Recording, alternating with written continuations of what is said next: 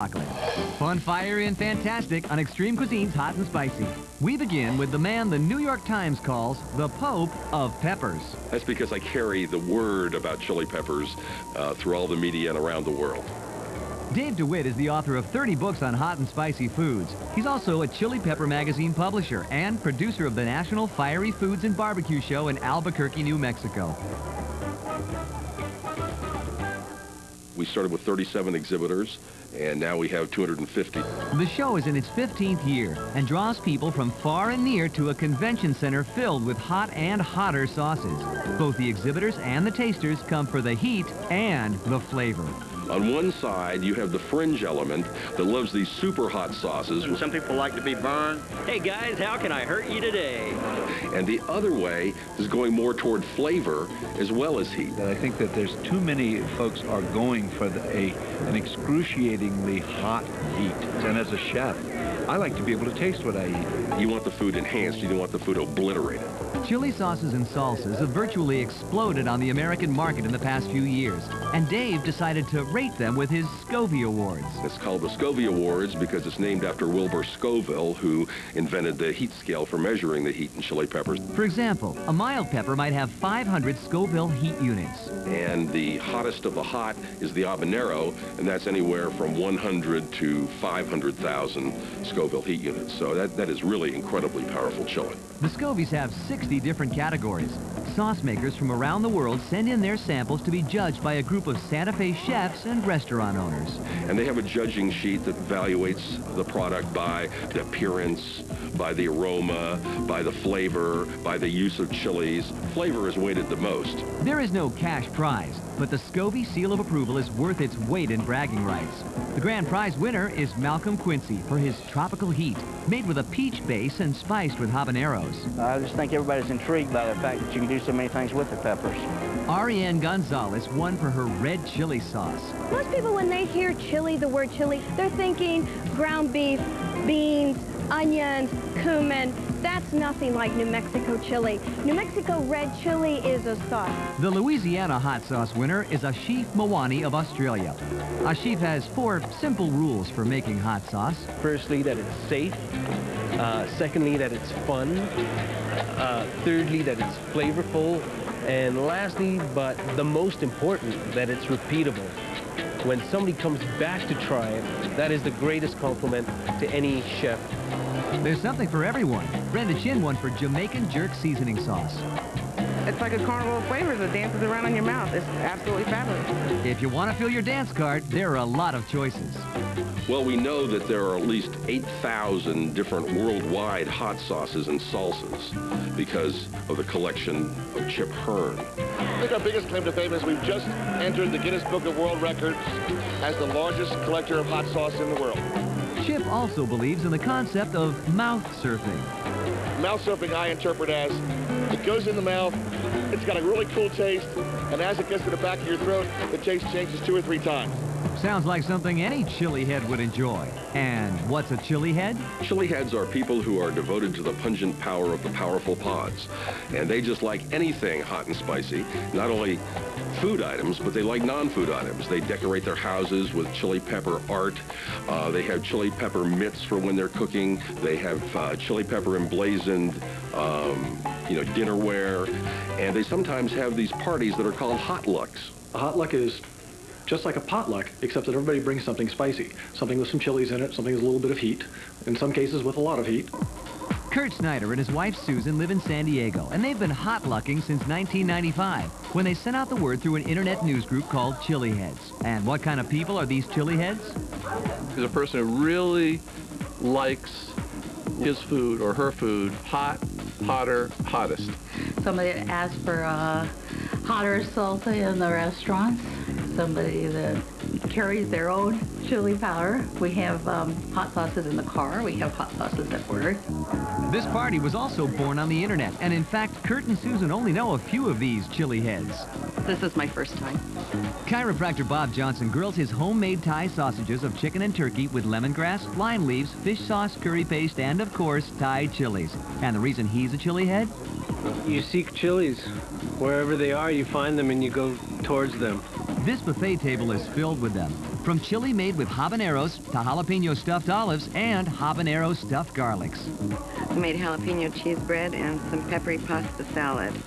These are jalapenos, and they're stuffed with a pork, with onion and cilantro, different spices. Hot and spicy desserts present a creative challenge. This ginger bundt cake has a Tabasco lemon icing. These are apricot habanero lemon bars. In between the crust and the lemon bar topping is a layer of apricot preserves with a chopped up habanero pepper. Both these chocolate Merlot cakes have a Thai chili chocolate icing. From the overhead fan to the light switch plate, from the grill cozy to the napkins and plates, this is a chili head home. And Kurt goes all the way with his cooking methods, even to the point of firing up the blowtorch, which he uses for a practical reason. Better control. I can get into the crevices on the peppers, and with the torch I can get it cooked just the way I want it, and control what gets cooked and what doesn't. And the real trick is not catching your finger on fire, of course. For that reason alone, you really shouldn't try this at home. He then puts the torch-roasted pepper into a plastic bag to sweat for about 15 minutes. The charred skin then rubs off easily under water, and the pepper goes on his special pizza. It's a homemade focaccia crust, and on top of that I put chipotle-based hot sauce, and then put the peppers on top of that. Just one more spicy treat for the chili heads. But what if you eat too much heat? What's the best remedy? Chocolate helps. Plain chocolate. Milk. I pour milk in my mouth and keep it there. Chipotle beer is the best thing there is. I just kind of breathe for a minute or two and blink my eyes, and I'm fine. It never gets too hot. I don't know what too hot is. You just ride the endorphin rush. It's kind of like a runner's high. You eat enough chilies, the pain receptors kick in, your body starts producing endorphins, which are a naturally occurring analog of morphine, and you get a rush. And it's kind of fun. Feel very happy and very contented. Coming up later, we go down under for New Zealand green-lipped mussels slathered in hellish relish. And next, it's off to Cave Creek, Arizona for a taste of the hottest beer west of the Pecos. Beer. It's one of the oldest beverages known to man. Absolutely. Used for centuries for both celebration and relaxation. Just ask any beer lover. I like beer. It makes me a jolly good fellow. I like beer. And while beer comes in all tastes and colors, the Southwest is home to a lager with, of all things, a chili pepper inside. It's like a rattlesnake. It has a bite to it. That's why it's called chili beer. The favorite drink in Frontier Town, just outside of Cave Creek, Arizona. Population? Not many. It is home, however, to the man who brews chili beer. His name is Ed Shaleen, but he answers to Crazy. Crazy Ed is the owner of the Goat Sucker Saloon, Satisfied Frog Restaurant, and Black Mountain Brewery, maker of the infamous chili beer. Any guesses how he earned his name? I heard a great one the other day that I was riding a motorcycle naked down Cave Creek Road, and that's why they call me Crazy Ed. I hadn't heard that one yet. Try again.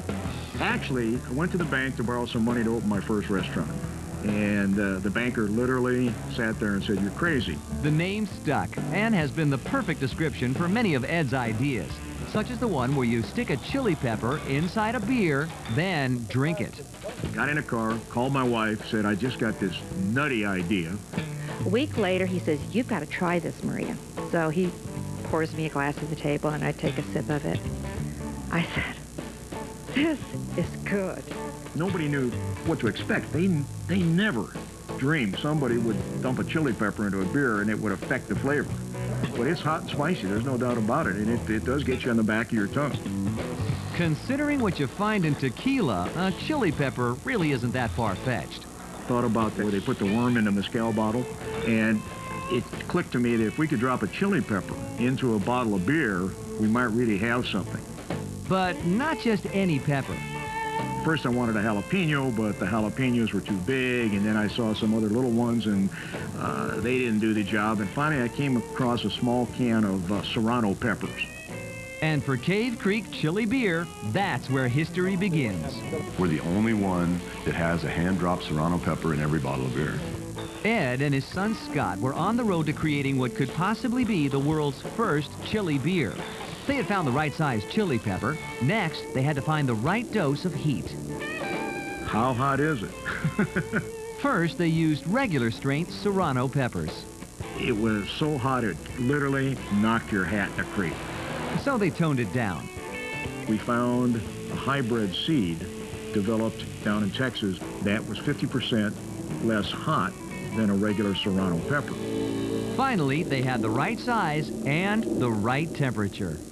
I like beer. It makes me feel a little mellow. Now, all they had to figure out was how to make a Serrano pepper stay crisp inside a beer. It's not as easy as it sounds because the chili doesn't react well with the beer. They did it all right. Just don't ask how. Unfortunately, I couldn't tell you that or I'd have to kill you. You know, I think he means it. But then, chili beer is all about intensity, and so are its customers. It's a hardcore of chili beer drinkers in the United States of America and around the world. That if they don't get their chili beer fix, they're screaming at me. And while fans, male and female alike, are screaming for more, newcomers aren't so sure. Can I eat the pepper? Sure you can eat the pepper. You know, it's part of the food. That's the challenge, is to try to get the pepper before the beer's all gone, though. Some even give the pepper a chilly reception. The pepper can stay in the bottle. But Ed doesn't put much faith in those skeptics. Pepper's not hot. Guaranteed. The thing is, it's not going to be hot. It's going to be mild because the heat goes into the beer. Well, that's the chili pepper. Now, how about the beer? We use Saaz hops. Saaz hops are the best hops in the world. They come from Czechoslovakia. The barley comes from northern Washington, and it's all handmade. The beer's fermentation is handled in the old-fashioned German tradition. A sealed room with open tanks. You can actually see it moving, and what's happening is that the yeast is in there and it's eating sugar. And when it eats sugar, it does two things. It creates CO2 and it creates alcohol. When it's all said and done, the Schleens say you have one great bottle of beer that they've affectionately named Arnold Schwarzenegger.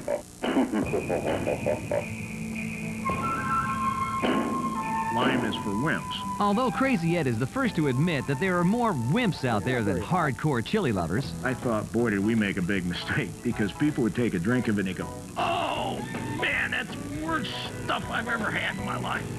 And about 2 out of 10 would say, hey, this is really good. And the 2 out of 10 people that like it will go anywhere to get it. Cave Creek produces about 5,000 barrels of chili beer each year for the United States alone. Compared with larger companies that produce over 90 million barrels, Cave Creek is definitely one of the smaller breweries, but it's growing. We also export to Japan, China, Netherlands. We're going into the UK. In the end, Ed's okay with the fact that chili beer may take a backseat to other beers at times.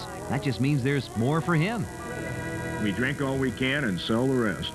But then, what more do you expect from a guy called Crazy? It makes me feel a little mellow. Cave Creek chili beer, that is. Later on, the Red Hot Savina fires up the chili in a Midwest firehouse. And next, hot sauce on mussels and hot sauce on cheesecake. How New Zealanders go for the burn. These are New Zealand green-lipped mussels, covered with a spicy concoction called Hellish Relish. This is a cheesecake. Who would ever think of putting hot sauce on a cheesecake? Well, we're off down under to the town of Havelock in New Zealand to find out. There are only 3.5 million people in New Zealand. Most of them can't eat anything hotter than a peppercorn. Nick Morris is trying to change that. Hellish Relish is a taste of fire, a potpourri of hot sauces that run the gamut from mild to extra hot to downright hellish, although Nick stopped short of unbearably hot. We're not in the business of eating chilies to kill ourselves. It's not simply self-torture. We're in the business of making food that gets eaten. New Zealanders or anyone who visits the website can try these spicy delights. From sweet chili jelly and jalapeno sambal to green chili pickle and extra hot chili. Plus, a sauce called Hot Mary. And who is Hot Mary? The woman you need to drink a Bloody Mary with. This wide array of flavors gives people different levels of heat. Chili is addictive, and it's a situation where you have to keep on getting hotter. That's to say that it's never quite enough once you get on the escalator. So you need to have a range of chilies so people can find their way up to the top. Nick sets out a few samples for tasting. The green chili pickle is made with tomatillos, jalapenos, and celery. The red is a habanero fiery salsa made with fresh coriander and lime. A tandoori sambal is concentrated with Indian spices, and in the mussel shell is the really hot one. This is the hottest sauce we do. It's made with habanero infusion, which is an interesting combination, but tastes just great. Ooh. It's in the back of the throat there. Ew. Very nice, though. Every chili product has its own group of devotees. And you wouldn't expect to find chili devotees in New Zealand. That's probably true, but at the same time, you realize that New Zealand has no cuisine of its own. We borrow everybody else's cuisine, and then we wreck it, and then we put it back together again, and that's what we do. Hellish Relish may have a hodgepodge of flavors, but the heat level is primarily from jalapenos and habaneros, and the sauces can be used to spice up just about any meal. You can eat anything with chili. It's very good with all meats. Very good with anything that's more substantial, anything like pies, and very, very good with mussels. To prove it, Nick goes to the Mussel Boys restaurant in Havelock. Here, you can get mussels any way you want them, usually steamed in milk. But until Nick arrives, you can't get them with a spicy hot sauce. He starts with already steamed mussels. A little bit of the original Hellish Relish on each one of them. Delicious. You can use this with a burrito, you can use it on a pizza base. On top of that, just a little bit more spice. Havana hot sauce, just a couple of drops on each. He then sprinkles some Parmesan cheese on each, followed by some whole pickled chili and a few sprinkles of parsley. Pop it under the grill for 90 seconds, and it's ready. And what's the reaction? That chili's got quite a kick to it, though. Would you like some water? That would be really nice, thank you. To wash it down with. Oh, you know, that's really nice, but it's got some heat. This game group tries them as well. Are they too hot? No, it's beautiful. Lovely. That is really, really hot. Really hot. Right, you've got to drink more. Whoa. I thought the weather was hot. Oh, gosh. Hot? Quite hot, yeah. At the other end of the restaurant, this group tastes the very spicy steamers. What is this? Now this is a steamer which has coriander and coconut as well as chilies in there, so that would be probably a little bit less strong, but very nice flavour. Yes. But this is good because it's hot without, you can still sit here and have another one without thinking that you're going to, expire completely. Whatever the proportion is, they've got it right. It's wonderful. Quite sweet. This is pretty hot, but it's great. Well done, Hellish Relish. Nick also produces a sweeter sauce. The most popular of all the sauces we do is the sweet chili jelly. You can use it for cheese, you can use it for white meat, you can use it instead of marmalade for breakfast. And he puts it on cheesecake. This is Hellish Relish on cheesecake. It's hot. So that's moved. It's hot. It's hot. It's hellish. It's hellish. I went to hell with the mussels and heaven with the cheesecake. From one extreme to another. That's the way they do it in New Zealand. And in South America, some tribes would tie a string of chilies behind their boat and lower it into the water to repel sharks. Later in the show, grinding spices and pungent vinegar bring tears to the eyes of mustard makers in the Dijon region of France. And next, Indiana firemen make a red-hot chili. No sweat? No way.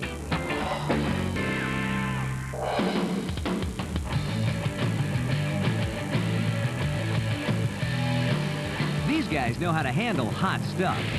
And they say they're tough enough to handle the hottest food. But even the most extensive training can't prepare them for this. This is the red Savina habanero, the world's hottest chili pepper.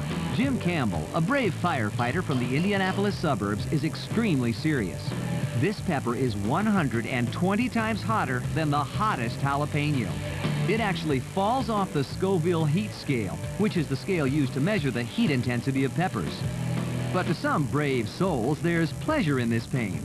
I think part of the reason people like to try hot foods and tempt fate is that it gives them a sense of adventure, and they know it's a safe adventure. It's not going to kill them, it's not going to raise blisters, but it is a little bit of a thrill.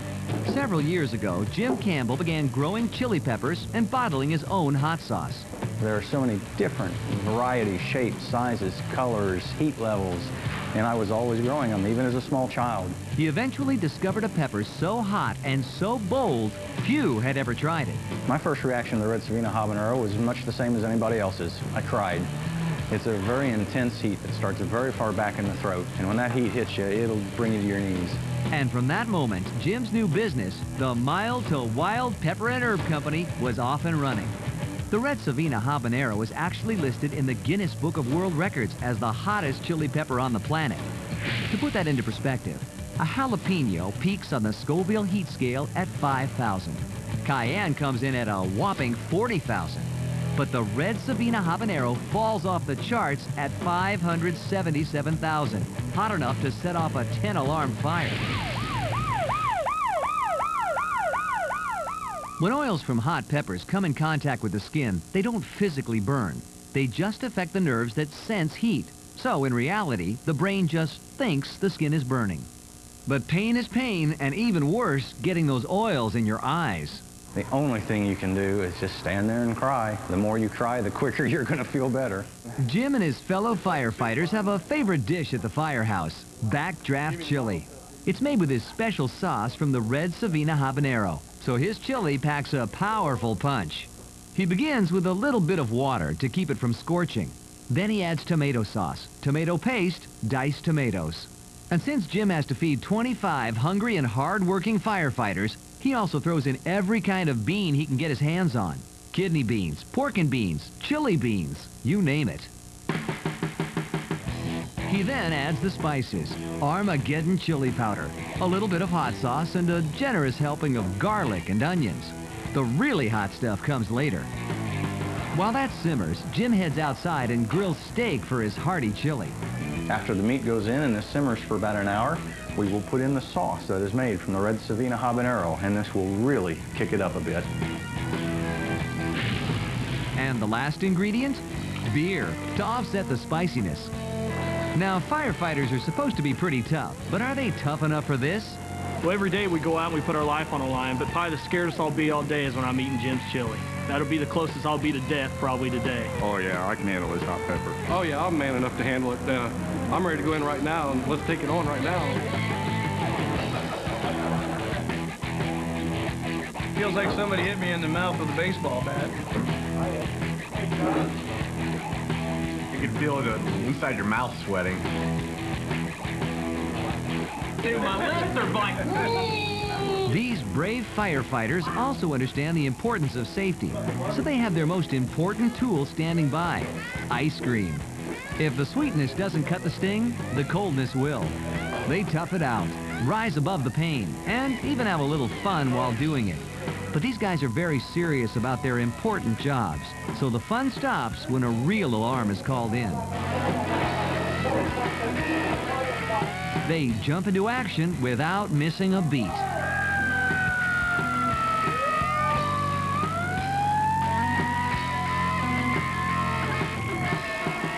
All it takes is a little caution and sometimes courageous and brave firefighters to conquer the fiery Red Savina habanero. From the Midwest, we head to the Northwest, in the snowy, rugged mountains of the wilds, tucked away in the small town of Moscow, Idaho. Marilyn Liso here has made a fiery, hot, and explosive discovery. She calls them Cowgirl chocolates. These are chocolates with an attitude. They are tough chocolates, and since we live in the Wild West, Cowgirl chocolates was the perfect name because cowboy coffee, you put a spoon in it, it stands up straight because it's so strong, and the chocolates are too.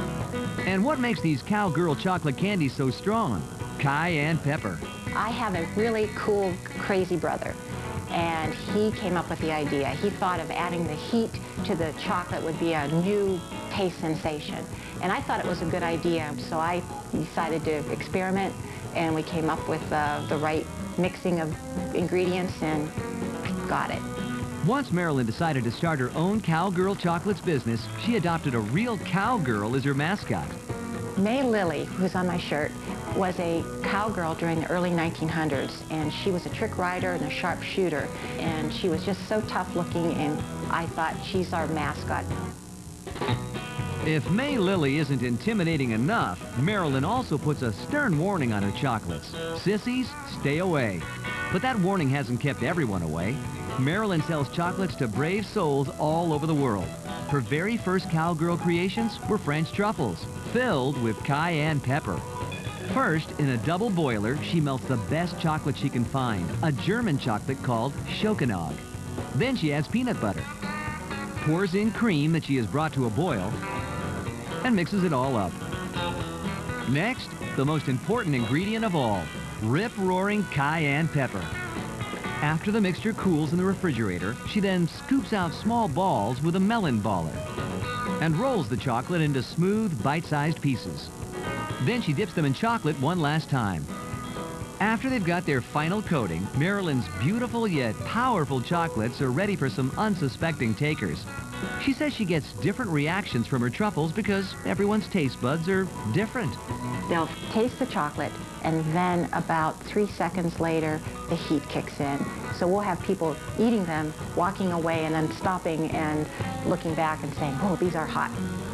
To get that reaction firsthand, Marilyn and a few of her cowgirl friends saddle up their horses and mosey through the streets of Moscow handing out these butt-kicking candies. Is it spicy?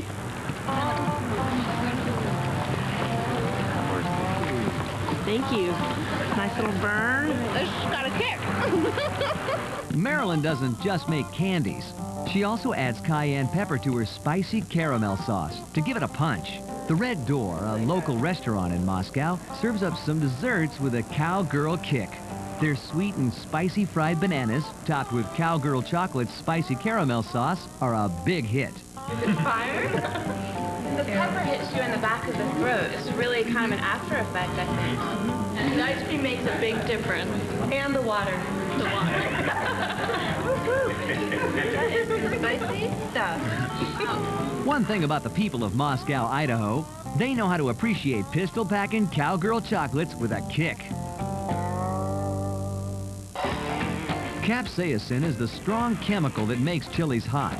You can put just one drop in a swimming pool and still be able to tell the pool has chili in it.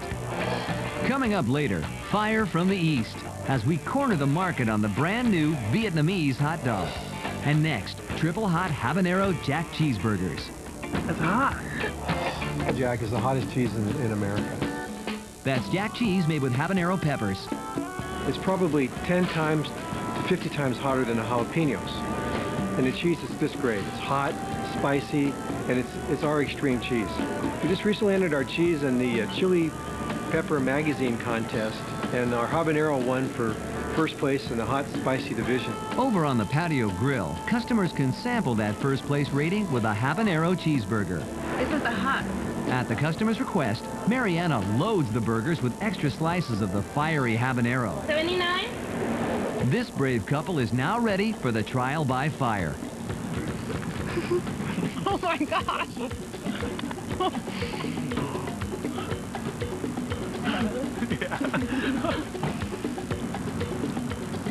It's like stays on your tongue for a long time. It's hot. Since the habanero is the world's hottest pepper, it has to be handled with care. Hot. We have raised and lowered the level of habanero. You can get it too hot where you won't have enough customers to make it worthwhile. Could have made it a little hotter. I'm not scared. The store gives us a great chance to taste our products and get customer reaction. The first one we ever made was Caraway Jack, and then later on we went into Hot Pepper Jack, and then the Garlic Jack. Now we have Mediterranean Jack, Vidalia Onion Jack, Pesto Jack, and a Dry Jack, which we call Parma Jack. We know Jack. He also knows he's in wine country and has a clever way for people to sample his cheese. And we put our cheese in wine glasses so that we can observe the cheese, smell the cheese, and roll it around in the glass. You can smell the aroma and the bouquet. You know, your nose can smell 50,000 different scents, and your mouth can only have 4 flavors. The sampling ends with the mighty habanero. This is the one that'll send you over. So let's taste it and see if you can tell what I'm talking about, okay? That's hot. Woo! Oh my goodness. There are other ways to enjoy this hot cheese too. Next time you have a party, try this cheese fondue for a spicy kick. It's so easy to make, we can see a demonstration right at the store counter. The first ingredients are a quarter cup of butter and a quarter cup of flour, and till the butter is melted, and then we're adding 2 cups of milk, and that becomes the roux. And then to this, we are going to be adding 2 cups of white wine. To this white sauce, we're going to be adding 3 yummy, hot Sonoma Jack cheeses. After she adds 3 tablespoons of cornstarch, in go the cheeses: habanero jack, hot pepper, and chili cheddar. Approximately a cup at a time, a cup and a half. She loads it up with cheese until she gets the right consistency. You don't want it super thick. You want it to be smooth, but you want it to be thick enough to just adhere to the bread. But you don't want it glue-like and too heavy. Fondue is so easy, and it's so cool to see that it's back in vogue again. It's a great dish that brings people together for conversation. It's really cool. Mary then adds some Worcestershire sauce and Tabasco to really turn on the heat. Let's try it.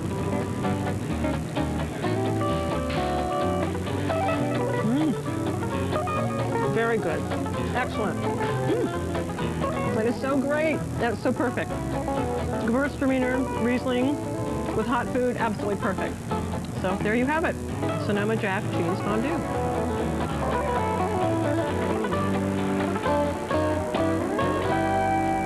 Delicious. It's really good. I would do this again.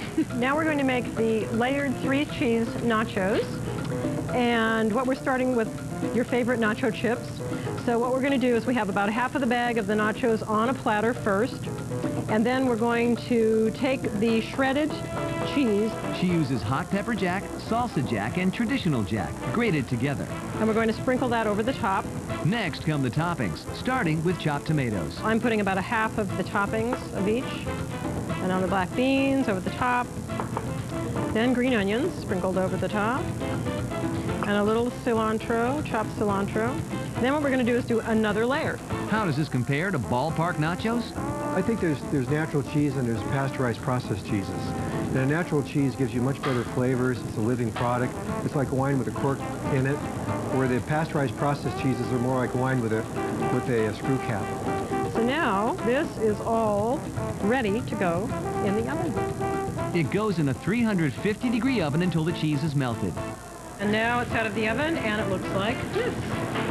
Mary pours on more hot pepper sauce until it's on fire. And there you have it, layered 3-cheese nachos. From cheese tasting to samplings throughout the day, from hot cheeseburgers to fiery fondue and blazing nachos, it's all about the cheese. We know Jack. Few foods are more American than the good old hot dog. But now the hot dog has gone through a cultural and really spicy makeover. I plan to introduce the Vietnamese hot dog to the customer now. Did she say Vietnamese hot dog? Yes.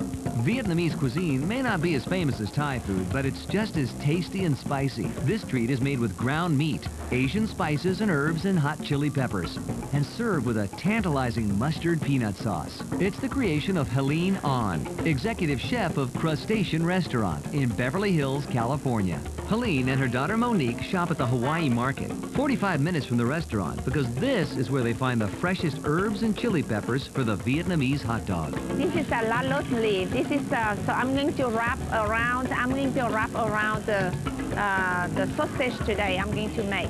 They also pick up habaneros, jalapenos, and Thai chili peppers, plus daikon, cucumbers, and something you don't often see in a hot dog recipe, star fruit. Then she finds rau ram, a Vietnamese mint. This is the herb I use for hot dog today. I remember grandmother grows this at her backyard. This is indeed a family affair. Monique is the executive chef at Crustacean's San Francisco location and came down to learn her mom's new hot dog recipe. After adding a few bunches of cilantro and some French rolls, they head for the meat counter for some chicken and pork. Then it's back to the restaurant. The Ahn family have been cooking for people since 1971 in San Francisco. And this restaurant has been here since 1996. The decor is decidedly languid, lovely, and French colonial, an homage to Vietnam's history with the French. It's not the place you'd expect to find a hot dog on the menu, but never underestimate Helene's creativity. I'm going to show how to do Vietnamese sausage, or you can say Vietnamese hot dog. Helene says you can use beef, pork, chicken, or turkey for the sausages. She starts by mixing in fish sauce, olive oil, water, and cornstarch. She presses it down to a thin layer and marinates it in the freezer for at least half an hour. This meat has already been marinated, and she's added the herbs: green onion, rau ram, garlic, and dill. Then, of course, the chilies. In one version, the chilies are simply julienne and put on top of the hot dog. Or you can make it really spicy by adding lots of chili peppers to the meat. This gives it the heat you'd expect in a Vietnamese hot dog. In the more exotic version, chicken sausage is wrapped in lalo leaves. But if you can't find them, grape leaves work just as well. I don't like too much fat, I don't like too much cream, and I don't like too much oil. So I'm very picky. Helene is also a student of Eastern medicine. What I learned from Eastern medicine about the herb, so I apply in my food. For a more traditional-looking hot dog, she wraps the meat in plastic and foil. This helps it keep the shape during the steaming process. After the steaming, Monique grills the ones wrapped in lalo for a couple of minutes on each side. We don't want them to burn, just to give it that smoky flavors. It really bring out the flavors of the lalo leaves. Now the hot dogs are ready to be put together. On a French roll, Helene adds a generous helping of her secret mustard peanut sauce. She then adds cucumber, the sausage, star fruit, shredded carrots and daikon, and the chili. Then tops it off with cilantro. She arranges it on the plate for presentation with sliced cucumber and more chilies. If they like very spicy, they can use a Thai chili. But the Thai chili is very, very, very strong and very spicy. It makes the tear come out of the eye if you cannot handle. After dressing the pork sausages the same way, they're finished. This is a Vietnamese sausage or Vietnamese hot dog. A brand new recipe created by one of the premier chefs in Beverly Hills. I love cooking with her. She is so creative. And how does her creativity translate? It's kind of sweet, different flavor than the American hot dog, but it has a spice. Oh, yeah. Really spicy? Kicking in a little bit. It's healthy. It doesn't taste like a hot dog, but it's reminiscent of the sort of hot dog experience. The Vietnamese hot dog, a world premiere. Americans eat 27 million hot dogs a year in ballparks, enough to stretch from LA's Dodger Stadium to Tropicana Field in St. Petersburg, Florida. Coming up after this, the original gourmet spicy food from Beaune, France, in the mustard capital of the world.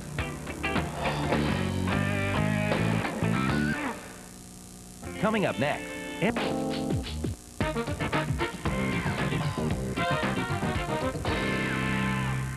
Hot and spicy mustard may be an ancient treat, but today's varieties and flavors are thoroughly modern. Undoubtedly, the mustard capital of the world is the Dijon area of France. About 3 hours southeast of Paris is the old city of Beaune, home to the Edmond Falloc Moutarderie, or mustard maker, the only 100% French-owned mustard maker in the country. In the back are tall silos that hold vinegar and mustard seeds. Crates of already bottled mustard wait to be shipped across the world. Hard to believe that this unassuming place is where some of the spiciest and most unusual flavors of mustard are made, such as black currant, green peppercorn, and gingerbread. Behind the Moutarderie is an old barn that houses even older stone wheels that were turned by horses back in 1840 when Falloc began. Those very same wheels are still used to grind mustard today. Spinning and turning, grinding and mixing, these ancient stones meet modern metal in this mustard laboratory. They may look like giant washing machines, but this is no French laundry. These contraptions really do cut the mustard with seeds that not only come from France, but are imported from what has become the #1 mustard seed producer in the world, Canada. You have to take brown mustard seeds from Burgundy or Canada. You have to mix it with liquid like vinegar, water, white wine. You need to have salt and some spice, and you have to crush this mixture. That, in a nutshell, is how all mustard is made. The difference is in the spice. Of course, the flavors that bear the mustard's name are included, such as honey balsamic, tarragon, basil, or curry. But for any other spices, well, those are trade secrets that no one would reveal. We produce 20 varieties of mustard. That's a lot of choices. But just look what they go through to make this stuff. Spinning, mixing, and grinding. The seeds blend with the vinegar and spices, and that mixture then plops into the waiting vats. It may not look very appetizing now, but this becomes a beautiful cooking condiment for dishes such as chicken Dijon with mustard cooked right in. It's also delicious with old favorites like meatloaf with mashed potatoes. The French are so passionate about mustard that strict laws govern what can be called Dijon mustard. All French mustard receives an appellation control label, much like French wines. In fact, in the 13th century, when French mustard production began in earnest, this was the sauce favored by French royalty. Mustard is a condiment of the king. Everyone from king to commoner would need a handkerchief in here. This vat is filled with tons of crushed red peppers from the Espelette region of southwest France. Others are filled with gallons and gallons of pungent vinegar. Spices and fumes fill this space to the extreme, and workers are constantly wiping their eyes to fight the strong smell of the vinegar and peppers. In goes the liquid, in goes the secret spices, and great care is used. Exact amounts of the liquids and solids have been precisely calibrated. You can't just flick on a switch and leave it. You have to watch your products. It's like a cooking. Out comes the mustard, ready for bottling.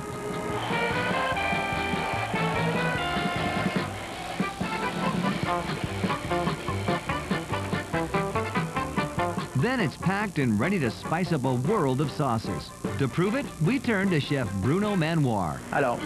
Owner of Le Benetton restaurant in the charming town of Beaune. Bruno is going to use mustard to make this beautiful dish of langoustines with wine sauce.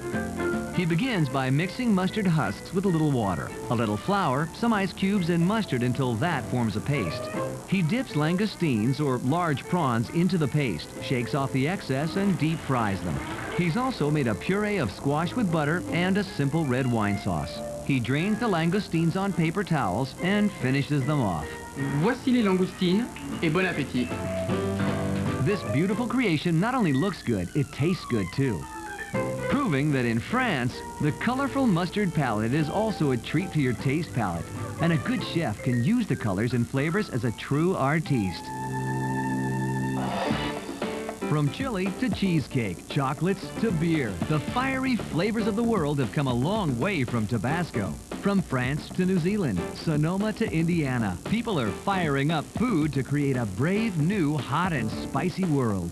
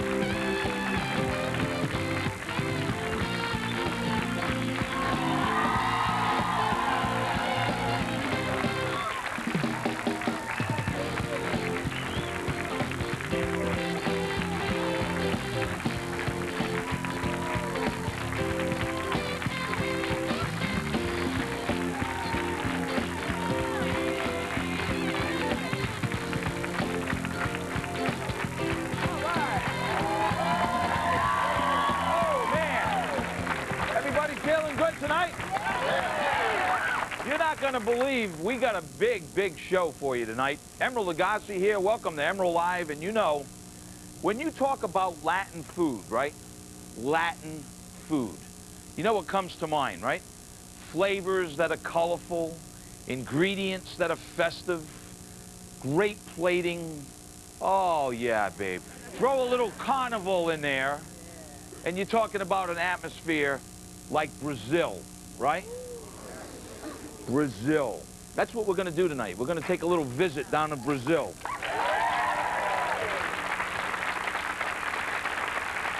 First thing I'm going to show you is a way to start off with a Brazilian cocktail called a batida. And we're going to make it with pineapple, which is one of the tropical fruits used in these batidas. Sometimes it's made with passion fruit, sometimes with coconut or coconut milk. We're going to do it with pineapple tonight. And then a classic black-eyed pea fritter. And a little great salsa we're going to do with that. You probably would have never in a million years thought, but in Brazil it's very popular, taking hearts of palm and turning it into a soup We're going to make a hatzapam soup, sort of creamed with a little crab meat and, well... And then, of course, with that great coastline, a really, really Brazilian-style shrimp and fish stew that we're going to do. Oh, yeah, babe. Talk about flavors. And would you ever... See, this is very popular in New Orleans, so this is going to be very interesting. We use a lot of avocado in desserts, and so do they in Brazil. And I'm going to show you how to make an avocado cream into a dessert. Really, really delicious. Hey, to kick things up a notch, give it up for our musical group tonight. Karoo is in the house.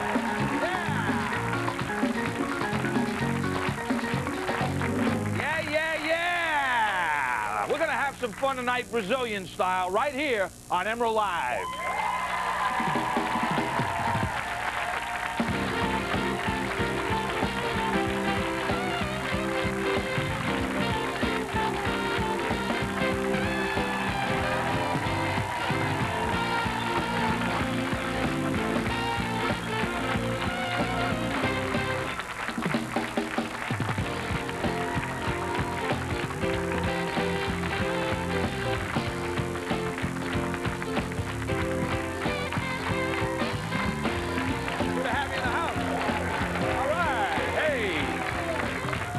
How you doing? Welcome. Thank you. See, these aren't the cheap seats. I told you that, right?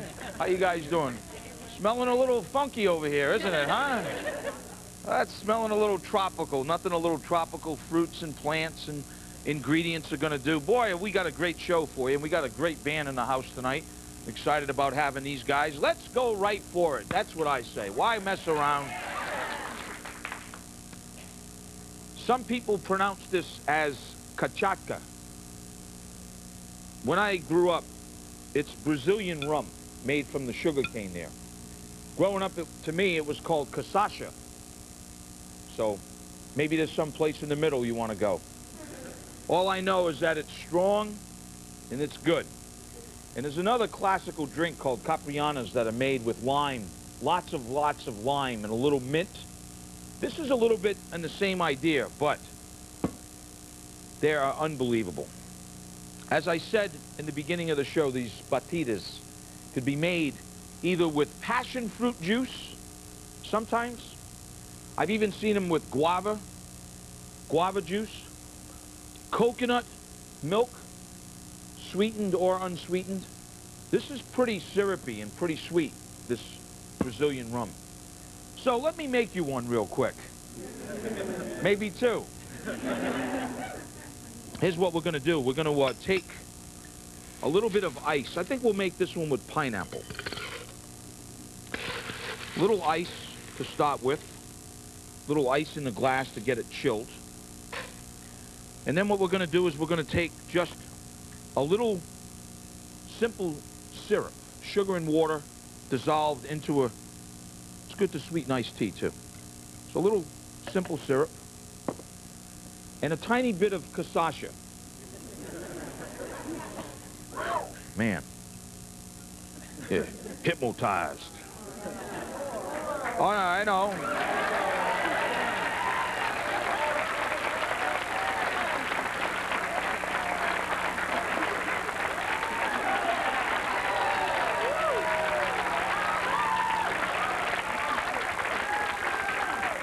See, you're not clapping because you know you got to drink it. Now what we're going to do is we're going to take a little bit of pineapple juice.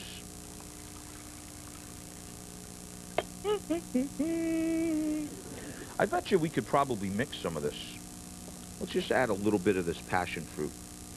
Now if we can stir it, that would be, or shake it, that would be the kick. So what we want to do is you want to either shake this, and I got it a little full here. Hopefully it won't explode. I told you it's going to be carnival time, didn't I? All right.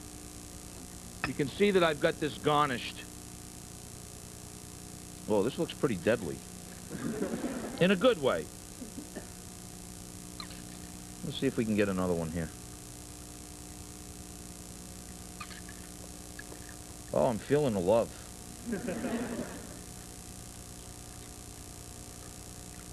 Oh, yeah. All of a sudden, I'm getting a lot of out of here now. Beautiful. Now, watch this. We'll garnish it like I've done with a little bit of pineapple. Try that. You might want to catch her. You can also try garnishing with a little mint, or do you like coconut? Okay, so let me see if I can float this on here and see how was that? Too strong? No, perfect. Just a little bit here. We're going to try a little coconut. Oh, yeah. My kind of girls.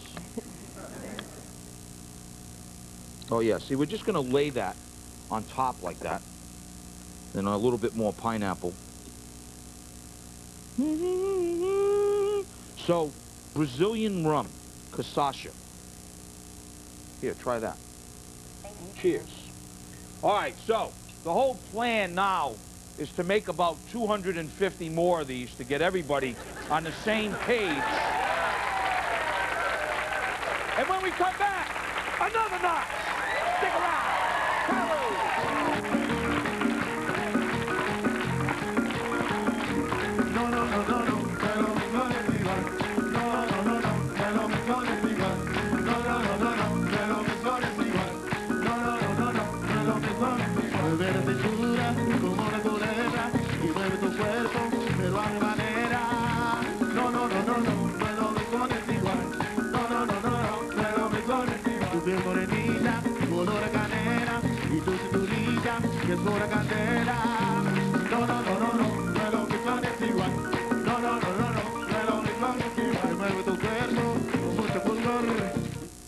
This Food Network.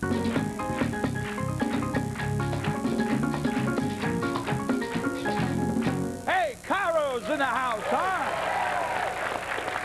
Excellent. Good to have you guys. Thank you, thank you. Welcome back, everybody. Emeril Lagasse here, kicking up some Brazilian fare tonight. Now we got the drink going on. Now we're going to start with a little fritter, a little appetizer fritter. Traditional one that they do with black-eyed peas. Take black-eyed peas and you soak them good 24 hours. And then, classically, they want to just take, after they're soaked, sort of the eye part of the pea out. This could take a little while. Matter of fact, one of our unbelievable professional culinarians in the kitchen has been doing this for about 2.5 days right now. So when you do these, ask yourself, do I really want to take out that eye?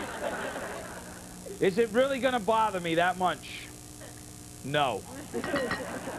Now, the other thing we use a lot in Louisiana, they use a lot in Brazil, is flavoring a lot of dishes with dried shrimp.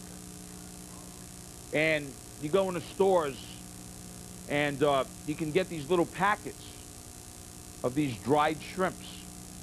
Here in New York, you go to ethnic markets, you can find them. And what happens with this is that we want to take these dried shrimp. See, in New Orleans, they just eat them like cracklings, you know. Sometimes I put a few packs like that in my pocket, go on the subway, you know. They stand back. Dry shrimp. For this particular dish, what we want to do is we want to soak them with a little bit of water for about 30 minutes, and then we're going to drain them. So they're sort of brought back now. And they do a lot of things in Brazil with sauces. This particular dish has a flavoring. So we're going to take onion. Got to have some garlic in there, right? Oh, yeah. Got to have a little garlic, you know. A little cayenne pepper. Just a little pinch. Just a little pinch. And then we're going to add the dry shrimps in here.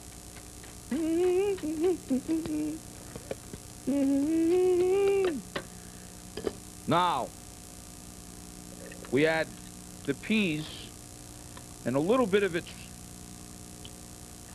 water. in the processor. And now what we're going to do is we're going to sort of almost make like a paste.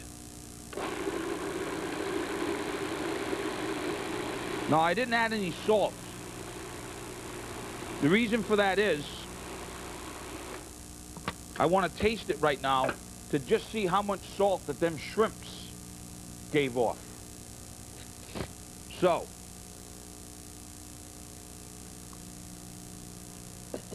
not much. So that's when you go in now with the salt. Yeah. We'll scrape this down a little bit. Now, I've had a lot of people recently on that www.foodnetwork.com. Hey, Emerald! And a lot of them have been about usually this Fry Daddy that I have over here. Mac Daddy, I usually have it here, fry things in there.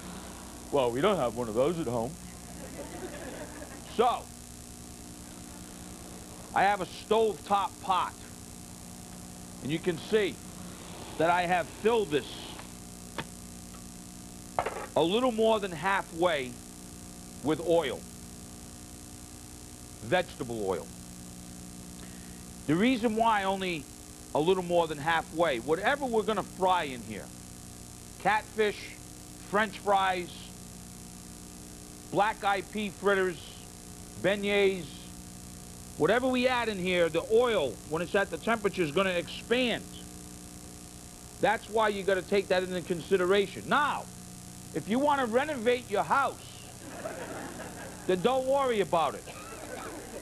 But I promise you, it is dangerous because it will expand, and I'm going to show you. The other thing is, invest in one of these thermometers. Can you see that here, Buck?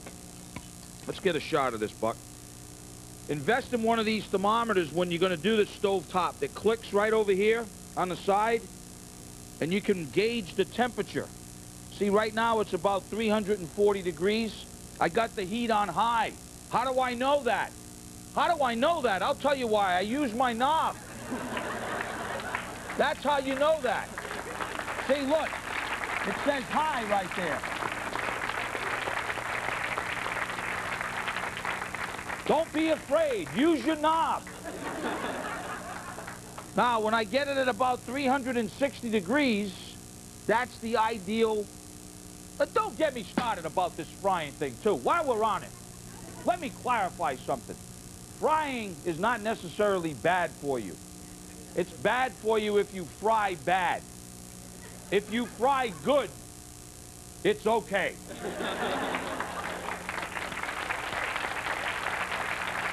All right. Now, I don't have any binder in here. What does that mean? I don't have any flour. I don't have any egg. If all I know, this ain't even going to work. So, hey, try it. When it gets up to the temperature, we're going to see if we have to add a binder. So I'm just going to drop it in the hot oil right there. And if it disintegrates, like it is, then I'm going to show you how to fix it when we come back. Stick around. Hello, guys.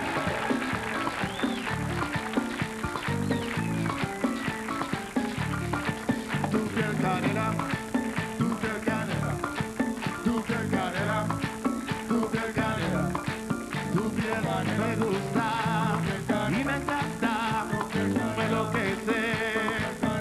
Tu piel canela me gusta cuando te veo en tus ojos. Y si tú a mí te acercas, mami, yo me vuelvo loco. Me vuelvo loco, me vuelvo loco, me vuelvo loco, me vuelvo loco, me vuelvo loco. Ay, loco, sí, mami, es que tú me pones.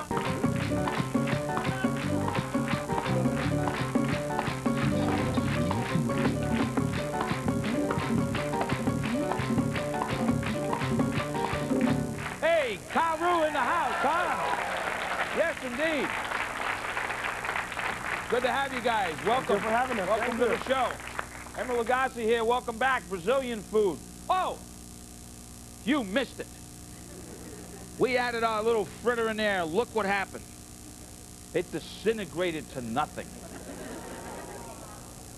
That's what happens when you really cook. Stuff happens. And it happened. Now we got to fix it. So here's what we're going to do. I took the base out of the food processor now. And what we're going to do is we're going to add 1 egg. That's a little binder. Let's try that. Generally, that would be enough. At this point, I'm not taking any more chances. Got my new friends here. They probably, what's this guy doing? Everything he cooks falls apart.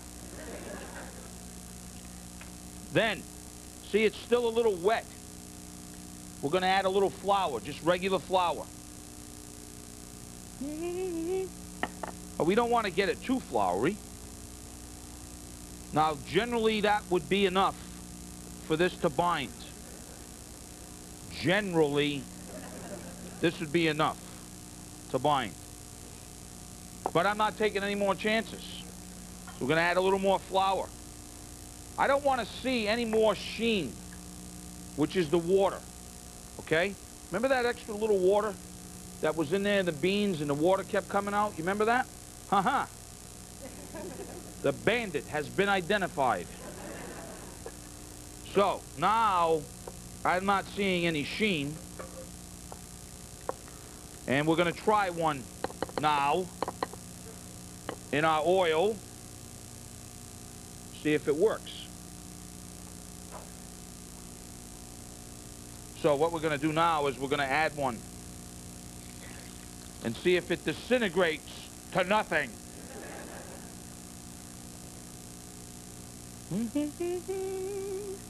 Have you ever had these? They're really good when they work. I remember having these. See, I'm rethinking this dish, folks. 2.5 days to peel the peas. And then they don't work? Something's wrong here. They're working now, though. So you shape them in these little balls. Look at this. See how nice that is now? Now they're working. All right.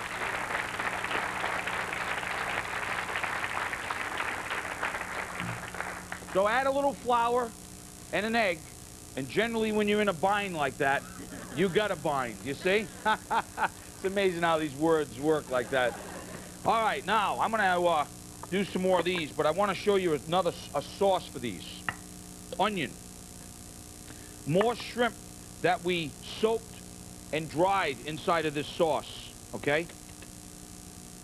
Got to have garlic, right? Little ginger.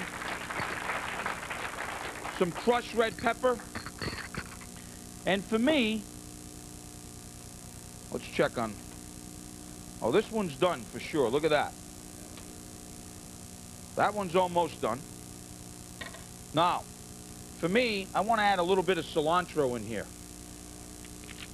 Just a touch. A pinch. Just a little pinch. Speaking about a pinch, we need a little salt.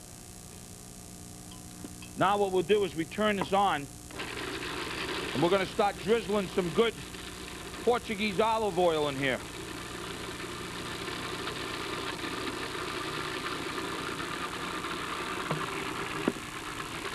Now, got to scrape down the sides.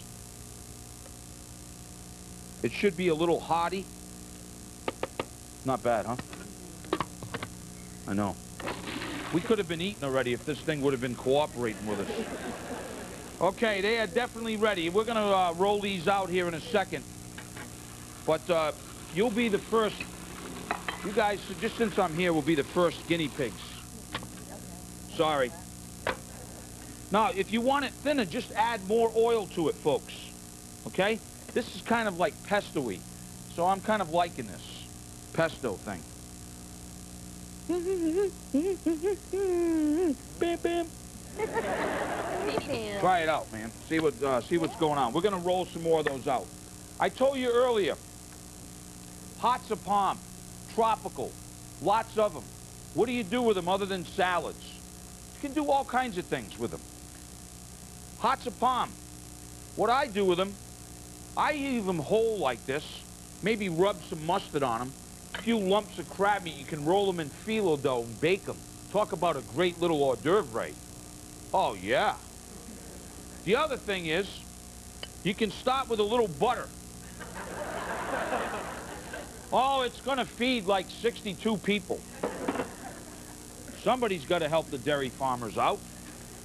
So look, here's what we're going to do.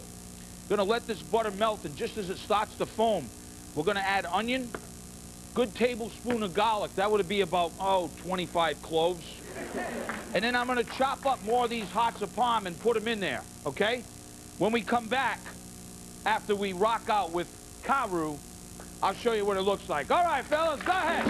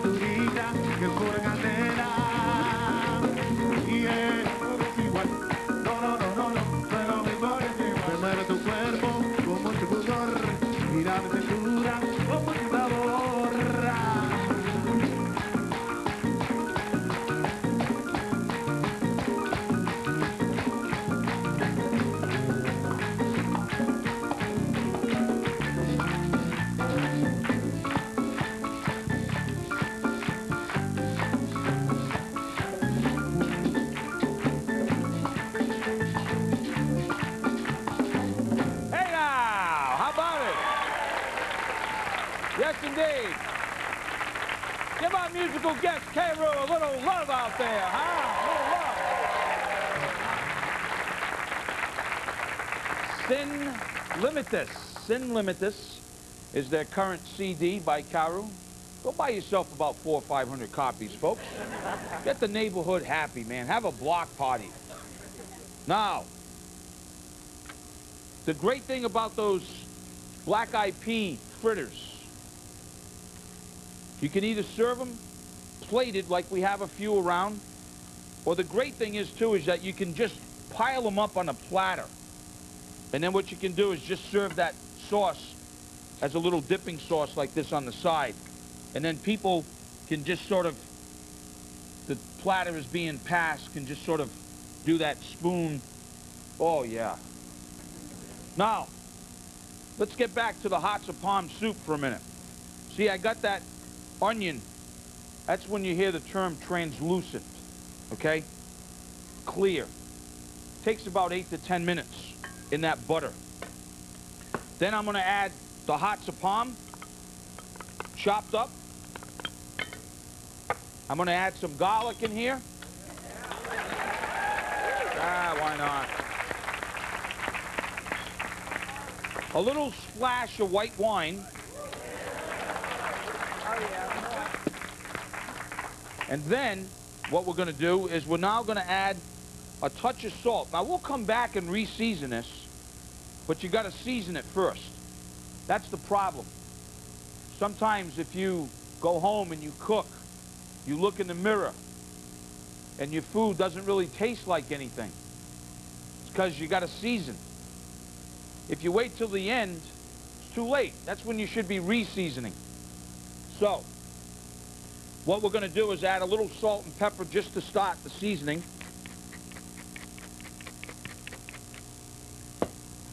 While that's just cooking a bit, evaporating some of the wine, once we get a little bit of that evaporation going, we're going to add some chicken broth. And now we're going to bring this up to a boil.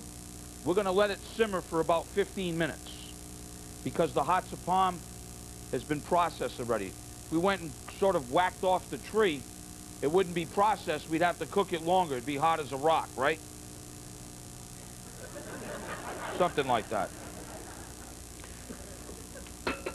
Whew. This is a rough audience. All right, so now we're going to bring this up. While this is going to come up to a simmer, it's that knob thing, you know?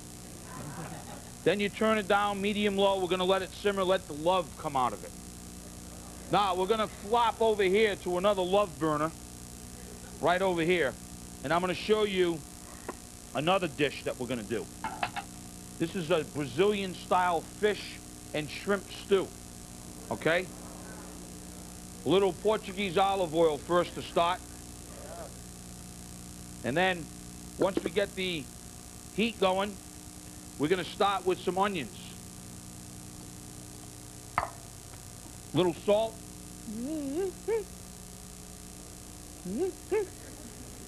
Little cayenne. Oh, yeah, babe. Just a pinch. Now, whatever fresh fish and shrimp you can get, white shrimp, brown shrimp, tiger shrimp, sea bass, mullet, whatever you can get fresh, because the dish is so simplistic. Everything all right up there, ladies? So now we're going to get the flavor out of the onions. While that's happening, I took some more of those dried shrimp. Yes, they use a lot of these dried shrimp in their cooking. I didn't make the rules up. But what we're going to do is we're going to take some, we're going to put them in a blender. And then we're going to take a little bit of olive oil. Maybe a little garlic too, huh?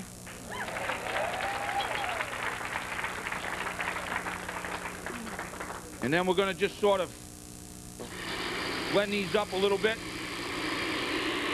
Now look. Take a look at this over here. Take a look at this. See, look. You don't have to be, look, take a look at this. You don't have to be a rocket science to figure out that this is too thick, right? That's why they make these things right here on the top, you see? Oh, you just figured that out. You thought it was decoration. No, it's because if you get in a jam like this, you can start adding a little more oil.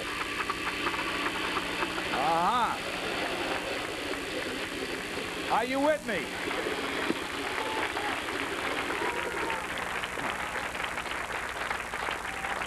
You thought it was just a C in there, huh? Now, once the onion starts cooking, here's what we're going to do now. Check this out. This is exciting. We're going to add some ginger. I'm adding more garlic, too. Then I got a little chili pepper. Now, you can always just say, Sal! Do I want it kicked up and a little bit more spicier? Yeah. Is that what I'm hearing? Yeah. See, that's exactly what my brain tells me when I ask myself that. So if that's what happens, you just go grab as many chili peppers as you want hot. We're going to just cut it up like this in little slices. Okay? Can you smell that already? We're going to add that. We're going to add some almonds. We're going to add some cashew nuts. Okay? And then what we're going to do is add that shrimp paste to this. Oh, yeah, because that's going to be like the big super duper. Look at this.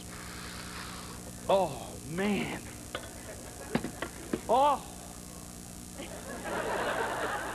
Then I'm going to add a little bit of fish stock. When we come back, I'll show you how we're going to kick it up. Another notch.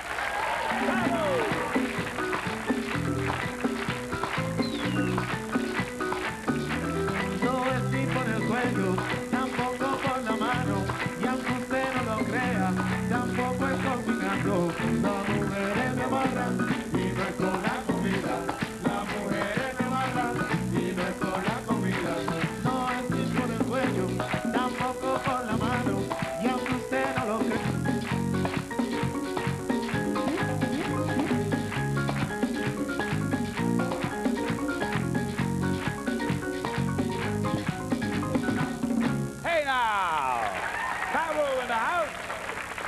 Yes, indeed. Our musical guest tonight. Welcome back, Emeril Lagasse. Kicking up Brazilian food here a little bit. Now we're going to get serious, so don't even think about touching that dial. evaporation. When that happens, see, lids are made for a reason. See, when you go buy cookware, you don't have to think you're getting ripped off when it says 8 pieces and you only got 4 pots, but you got 3 lids. It's a very important part of cooking. Some things need covering, some things not. Some things need covering, some things not. What do you mean by that? Sometimes I don't want a lot of evaporation. Like, prime example is rice. Okay, you try to give rice a lot of evaporation, you got bad rice. This soup, I'm trying to get evaporation because I'm trying to concentrate the flavors. Okay? Now, this is optional. We're going to cream it. You don't have to cream it. That's why it's optional. But what I do want to do now is I want to taste it to see if I got to re-season it. This is the point that I want to do that. It's almost finished. That's when your brain goes, would Johnny like more salt? Sure. Somebody took my peppermint. Would Susie like more pepper? You know what I mean. And if you want it spicier, you can add it spicier. You can add crushed red pepper. You could add chilies to it if you wanted it to, but this is going to be so delicious, so delicate. Now, here's what I'm going to do. I've got a little Hatzapam that I sliced up that I'm going to mix with some chives. I'm going to season them with a little salt and pepper. And I got some lump crab meat. We're going to come back to that in a second. Now, to our Brazilian-style fish soup. The chilies are in there. I wish you could smell the almonds and the cashews that we ground to put in there. It's kind of got this nutty flavor. Now we're going to add coconut milk to this. Oh, yeah, babe. And then what we're going to do is this. Look. I got beautiful black bass. Okay? Beautiful. Look, it's glistening. Doesn't smell like fish. That's usually a first indication. If it smells like fish, I ain't got a dish. You know what I mean? So now, what we're going to do is we're going to season this. We could season it with salt. We could season it with pepper. We're going to use a little essence in here, okay? Just like this. And also, we're going to season our shrimp, too. But first, those aren't going to take as long as the fish, so we're going to put the fish pieces in first. And then what really kind of makes this delicious Brazilian style is this. We're going to add some cilantro and the juice of about 3 or 4 limes. The acidity in there is going to give it this incredible, incredible flavor. So now I'm going to jack up the heat a little bit, start cooking the fish, and then about 2 minutes into the fish, I'm going to add the shrimp. With me so far? Let's go back to Hatzapam land. Hatzapam land is happening here. Now it's time. We've seasoned it. Here's what I'm going to do. Right at the end, when I'm going to ring the dinner bell, I'm going to add my garnish of those sliced Hatzapam with the chives. I'm going to add the crab meat in here. Crab meat's cooked. You don't got to cook it very long. Look, done. Wow. And he's got a show. Amazing. So now we're going to take, look how delicious that looks. Crab and avocado soup. Okay? Nice, delicious, delicate broth like that. Oh, yeah, baby. See, it's not thick, it's delicate. I add a little essence just around there. Bam, bam. A little bit more chives like that. Bam, bam. Look at that. Isn't that unbelievable, folks? Okay?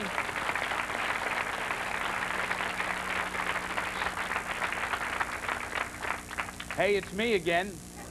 We're over here in Brazilian fish and shrimp stew land, and this is just coming up. And look at this. The fish is beginning to cook. Don't want to cook it all where it gets all breaks up. We're not making a chowder. So, we're going to add the shrimps in here now. Okay? When we come back, another notch!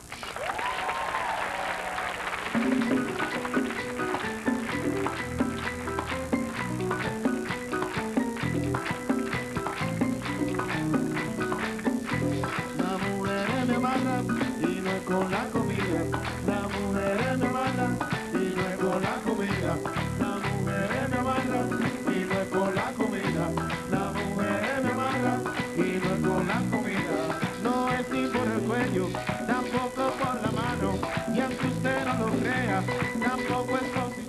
Coming up next, Planet...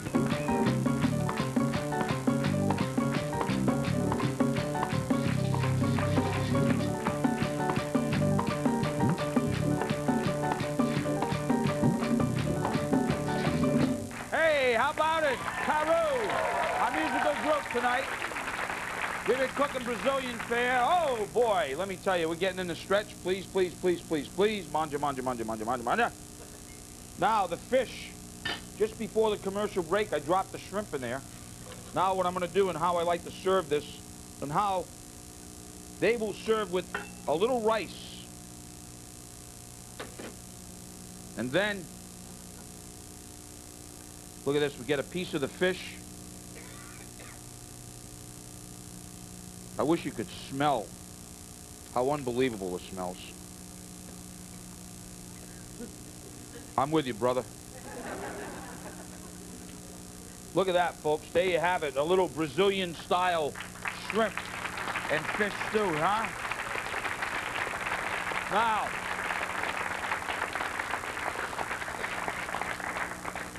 you would never think about having this for a dessert, but to take those big avocados, take the seed out, put them inside of a blender, little lime juice, some sugar,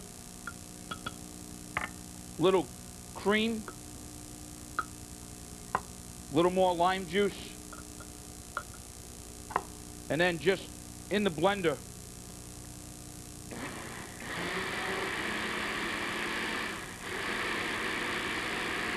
now, oh no, we're in good shape.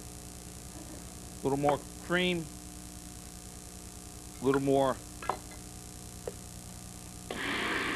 Now, if that happens, don't punch. What you do, see, that's why they make two sides of a spoon. I don't know if you figured that out yet, but see, unbelievable. Now, how they'll serve this is they'll take that avocado cream inside of a glass. You see, and it's kind of sweet, yet it's tart from the lime. And they'll generally just serve this with a little wedge.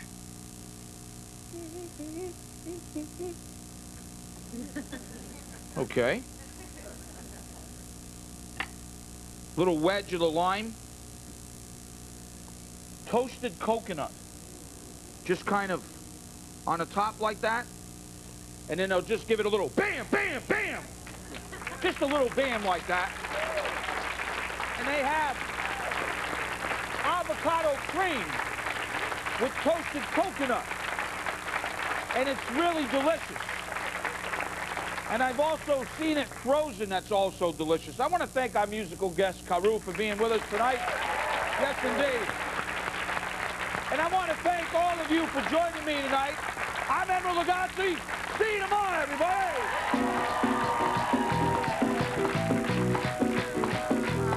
Yo quiero un beso, yo quiero un beso, yo quiero un beso, yo quiero un beso. Quiero que me des un beso, que a mi cuerpo temblar, que me deje hipnotizado, que no pueda respirar. Yo quiero un beso, yo quiero un beso, yo quiero un beso, yo quiero un beso desenfrenado, con mucha pasión, y que sin lugar a dudas me llegue hasta el corazón. Yo quiero un beso.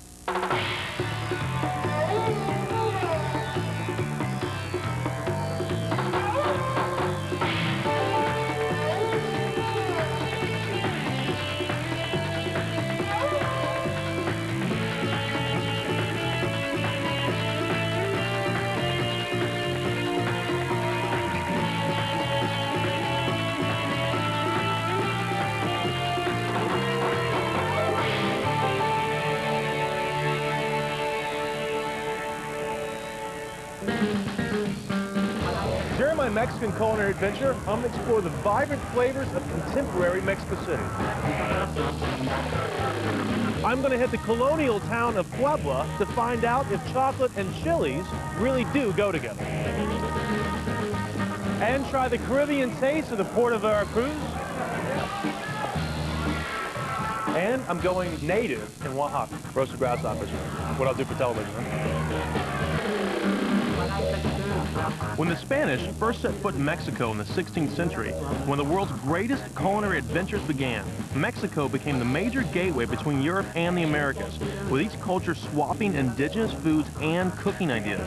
The result was the creation of a new cuisine which we know today as Mexican food. My mission is to get away from the traditional notions of Americanized Mexican food and find the real heart and soul of the country's cuisine. Mexico City is the nation's capital and culinary melting pot. Here, international influences are prominent, and there's a wide variety of Mexican food available. From high-end restaurants to quick and easy street food, the choice is unlimited. But, like every other town in Mexico, its main source of food comes from the markets and roadside stalls, which in a city of 20 million inhabitants makes for some pretty busy street life.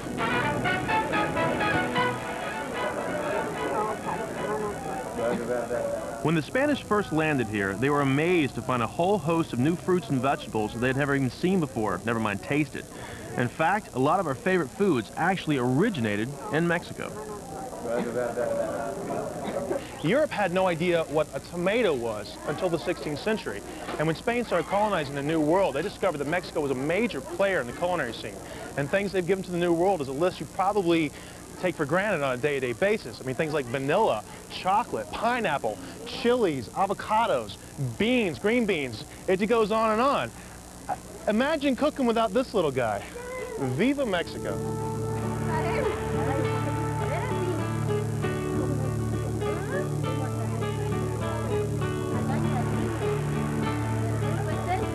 Tomatoes originally came from the Americas and are an essential ingredient in Mexican cuisine.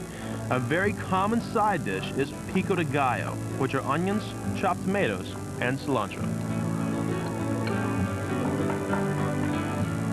Guacamole is another popular dish you will find on most Mexican tables, made with avocados, onion, garlic, and chilies, and, like everything in Mexico, is sprinkled with lime. It's served mainly on its own with tortilla chips, or to accompany the all-time favorite, tacos.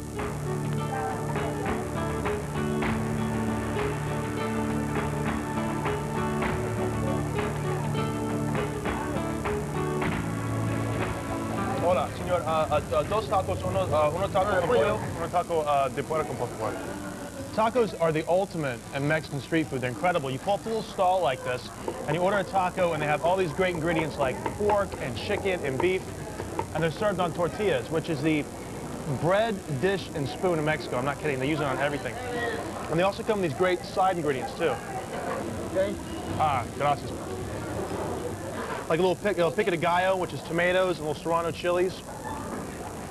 Like onions and cilantro, like that. A little bit of avocado. Salsa. Making your mouth water, huh? And a little bit of fresh squeeze of lime. And this is the ultimate in Mexican street food. Oh yeah, it's cheap too. 3 tacos and a beer, about $1.20. Delicious, huh? Papi, una cerveza, por favor. Eso? Gracias. Excellent.